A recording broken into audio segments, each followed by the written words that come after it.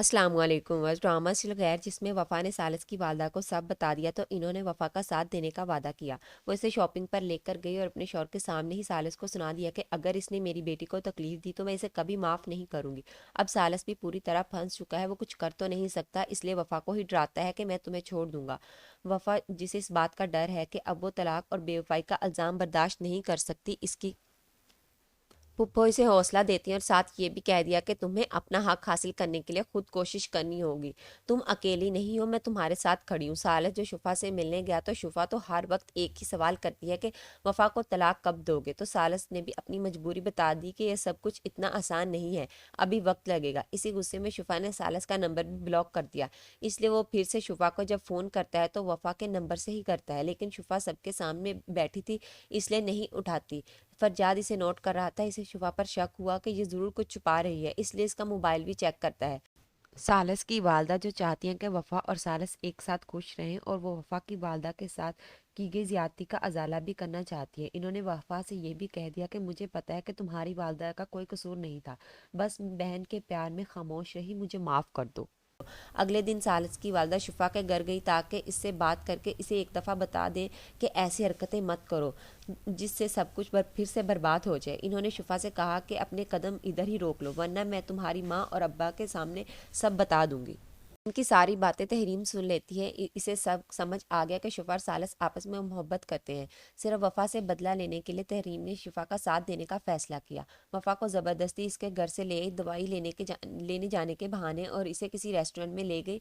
साथ शुफा भी थी तो वो दोनों वफा को के पीछे पड़ गई। तहरीम तो वफा को यही कहती है कि चुपचाप सालिस की ज़िंदगी से निकल जाओ वरना अच्छा नहीं होगा। सालिस तो बेचारा अपनी माँ बाप की वजह से मजबूर है, लेकिन तुम तो खुला ले सकती हो ना। अब शायद वफा भी खामोश नहीं रहेगी, वो तो इन्हें ठीक ठाक बातें सुनाकर ही जाएगी कि मैं ऐसा कुछ नहीं करूंगी, मैं अपना घर बर्बाद नहीं कर सकती।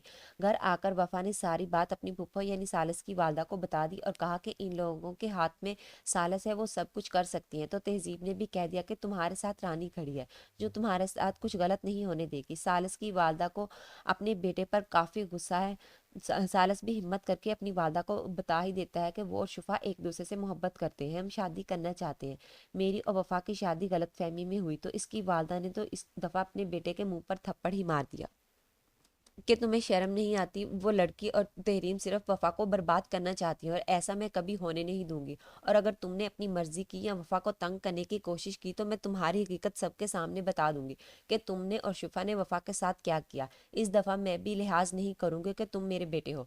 वफा भी साले से यही कहती है कि आपके जैसा बुजदिल इंसान मैंने अपनी ज़िंदगी में नहीं देखा, जो हर बार औरत के पीछे छुप जाता है और खुद कुछ नहीं कर सकता। ये सारी बातें तो सालिस के दिल पर जाके लगती हैं। तहरीम जो अब वफा और सालिस को अलग करने के चक्कर में है, वो वफा की ज़िंदगी को बर्बाद करने की कोशिश कर रही है। वो फरजाद को भी भड़काती है कि तुम्हारी मोहब्बत अधूरी रह गई। इसके कान भरती है, शायद अब ये फुप्पो और शुफा मिलकर वफा पर बहतान लगाने की कोशिश करेंगी। सबके सामने यानी सालिस के सामने भी ऐसा बनाकर पेश करेंगी जैसे वफा और फरजाद के दरमियान कुछ चल रहा है। लेकिन इस दफ़ा तहरीम का प्लान शायद इतना कामयाब ना हो। सालिस वफा पर गुस्सा करने की बजाय फरजाद का ही गिरबान पकड़ ले। तो व्यूअर्स, आप लोगों की इस बारे में क्या राय है कि पुप्पो और शुफा अपने मकसद में कामयाब हो जाएंगी? इनकी हरकतों से वफा और सालिस की ज़िंदगी बर्बाद होगी या वो एक दूसरे के और करीब आ जाएंगे? अपनी कीमती राय का इजहार कमेंट सेक्शन में ज़रूर कीजिए। मिलते हैं अगली वीडियो में, तब तक के लिए अल्लाह हाफिज़।